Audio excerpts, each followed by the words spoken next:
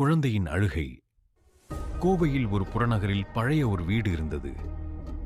அந்த வீடு பல ஆண்டுகளாக வெறிச்சோடி காணப்பட்டது.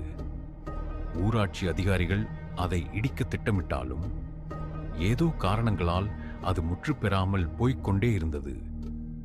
ஒரு நாளில் அந்த வீட்டின் அருகே புதிதாக வந்த மாணவர்கள் ஒருவருக்கு ஒருவர் சொன்னார்கள், அந்த வீட்டில் இரவில் குழந்தை அழுவதாக பலர் கூறியுள்ளனர்.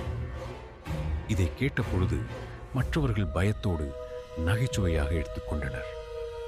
ஆனால் உள்ளே சென்று பார்ப்பதற்கு யாரும் துணியவில்லை. மாணவர்களுக்குள் சுரேஷ் என்ற ஒருவர் மிகவும் ஆர்வமானவர்.